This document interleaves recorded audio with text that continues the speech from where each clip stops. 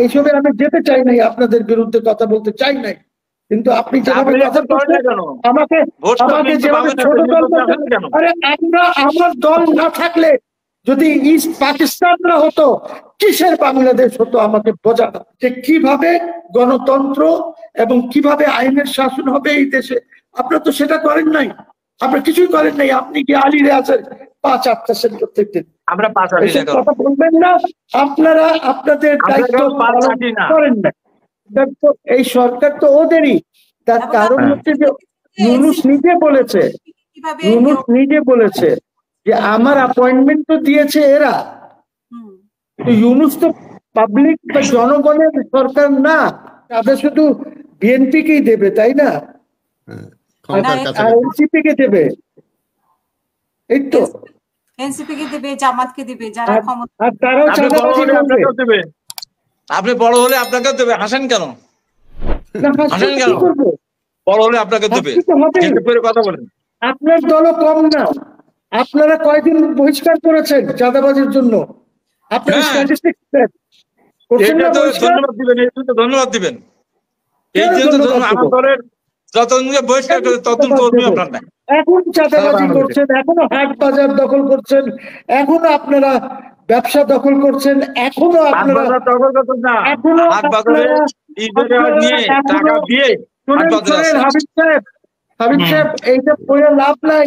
আপনারা কিভাবে 6 তারিখে অ্যাটর্নি জেনারেল আমাকে বুঝিয়ে দেবেন, কে দিল অ্যাপয়েন্টমেন্ট 6 তারিখে? কে দিল অ্যাটর্নি জেনারেলকে অ্যাপয়েন্টমেন্ট? আপনার লোক, অ্যাটর্নি জেনারেল আপনার লোক। এখন যদি শুনতে চান তাহলে শোনেন।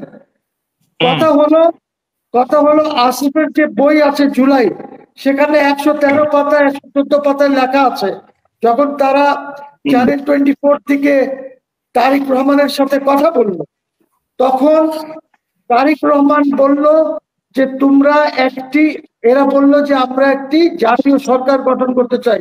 তারিক রহমান বলল যে না, তোমরা একটি ইন্টারিম গভর্নমেন্ট, তত্ত্বাবধায়ক সরকার গঠন করো, 3 মাসে ইলেকশন দিয়ে দাও। ওই 3 মাসের ইলেকশন দিতে গিয়ে আজকে 1 বছর হয়ে গেছে। আপনারা বসে থাকেন, আপনারা আর 1 বছরও ইলেকশন পাবেন না। ঠিক আছে, এত তাড়াহুড়া করেন না চাইতে। আগে পিআর সিস্টেম ঠিক করেন, ইলেকশন কিভাবে হবে ঠিক করেন, তারপরে দেখেন কি হয়। একটা জরিপ হয়েছে, ওইখানে দেখা যাচ্ছে আপনারা মাত্র 22% ভোট পাচ্ছেন। এইসবে আমি যেতে চাই নাই, আপনাদের বিরুদ্ধে কথা বলতে চাই নাই, কিন্তু আপনি যেভাবে কথা বলছেন, আমাকে যেভাবে ছোট দল বলছেন, আরে আমার দল না থাকলে যদি ইস্ট পাকিস্তানরা হতো, কিসের বাংলাদেশ হতো? আমাকে বোঝানো। আপনি কাশ্মীরের নতুন ঝগড়া করতেন, লড়াই করতেন, কোনোদিন স্বাধীন হতে পারতেন না। পাকিস্তান হয়েছিল থেকে বাংলাদেশ হয়েছে। নির্বাচন না হলে তো স্বাধীন হতো না, সংঘর্ষটা না অর্জন করতে স্বাধীন হতো না। এই যে নির্বাচন হলে দেশের স্বাধীনতা থেকে আসবে, কথা বলে কি? এইসব কথা বললেন না। দল ছোট হলে দল তারপরে বড় হতে পারে। এই দল কোনোদিন চাঁদাবাজি করে নাই, করবেও না। বড় দল হয়নি, আপনারা পারেন না। আপনারা বড় দল আছেন, আমাদেরকে ছোট দলই থাকতে দেন। আপনাদের দোষ কম আছে। আপনারা গিয়ে ওইখানে আলী রিয়াজের পা চাটেন, আপনারা। আপনাদের বয়কট করা উচিত ছিল। জি, আমরা পা চাটেন। একটা দিন যাই নাই যেখানে আপনারা ওইখানে দুপুরের লাঞ্চ আর রাত্রে ডিনার করেন নাই। আপনি জানেন একটা যদি কেউ বলতে পারে যে আমরা গেছি, পা চাটা দল না আমরা। আপনাদের শুনেন, একটা বড় দল হিসাবে আপনাদের একটা দায়িত্ব ছিল কি, যে আপনাদেরকে একটা কনভেনশন ডাকা উচিত ছিল সব দলকে নিয়ে, এবং সেখানে আলোচনা করে একটি আপনাদেরকে দলিল প্রস্তুত করা উচিত ছিল যে কিভাবে গণতন্ত্র এবং কিভাবে আইনের শাসন হবে এই দেশে। আপনারা তো সেটা করেন নাই, আপনারা কিছুই করেন নাই। আপনি কি আলী রিয়াজের 5-8 প্রত্যেক দিন? আমরা কথা বলবেন না। আপনারা আপনাদের দায়িত্ব করেন নাই, আপনাদের দায়িত্ব পালন করেন নাই। করা উচিত ছিল বড় দল হিসাবে। আমি আপনাদের নেতাদেরকেও বলেছি এই কথাটা, যে আপনারা কেন উদ্যোগ নিচ্ছেন না ঐক্য করার জন্য? এই ঐক্যটা তো আপনারা করতে পারতেন। আপনারা গেছেন ওই আমেরিকান নাগরিক, ওই আরেকজন মজুমদার, আর এক বাটপার, ওদের সাথে কথা বলতে গেছেন। ওই ট্রান্সপারেন্সি ইন্টারন্যাশনালের বিদেশ থেকে টাকাই না খায়, ওদের আপনারা পা চাটতে গেছেন। এইসব কথা বলবেন না, আপনাদের এই ভাষায় আপনি বলেন না, আপনি একজন অ্যাডভোকেট, এই ভাষায় আপনি বিএনপির বিরুদ্ধে বলতে পারেন না, পারেন না। শুনেন, আপনি অ্যাডভোকেট, ভাষাটা সংযত করে বলেন। কোন ভাষা বলেন? আমার কথা শুনেন। কোন ভাষা বলেন? যখন আন্দোলন চলছে, বিএনপির মতো একটা দলকে আপনি বলেন আপনাদের শোনেন, আপনাদের নেতারা যায় নাই, আমাকে সামনে রেখে আন্দোলনটা করেছিল। সেটা তো পাঁচাটা না, জনগণের জন্য, জনগণের ভালোর জন্য ওনারা ঐক্যমত করার চেষ্টা করেছেন। কোনো ভালোর জন্য না, ওটা পারবে না। আপনাদের তো এত ভিশন থাকা উচিত, ভিশন থাকা উচিত যে তারা পারবে না কিছু করতে। আপনাদের যদি ভিশন না থাকে, দেশ কি চালাবেন আপনারা? আমাদের দেশ চালাবেন। জিয়াউর রহমান তো দেশ চালিয়েছেন, মুজিবুর রহমান দেশ চালিয়েছেন। আসেন ওইখান থেকে বেরিয়ে এসে আমাদের 31 দফার মধ্যে সব আছে ভাইয়া, আমাদের 31 দফার মধ্যে কিভাবে পরিচালনা সব আছে।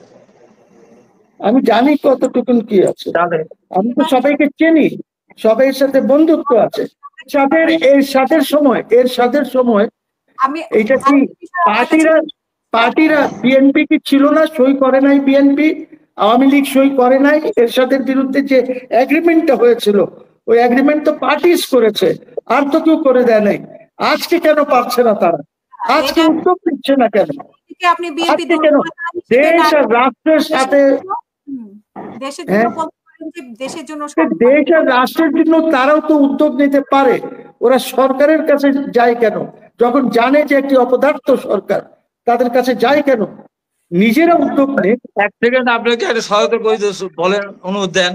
সেটা হলো বুঝতে হবে, এরশাদের পতনের পর একটা সরকার এসেছিল, তত্ত্বাবধায়ক সরকার, তার কোনো কিছু করার ছিল না, নির্বাচন করা 3 মাসের একটা সীমা ছিল, তার নিজের দল ছিল না।